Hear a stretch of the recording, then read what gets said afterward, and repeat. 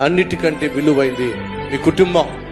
ఈ కుటుంబాన్ని పాడు చేయాలని సైతాను శతవిధాల ప్రయత్నం చేస్తున్నాడు.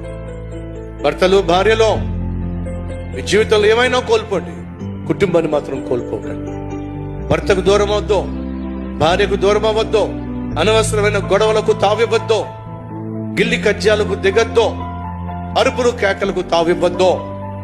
కొన్ని సందర్భాల్లో భర్తకు కోపం రావచ్చు, భార్య నిదానిస్తే చాలు.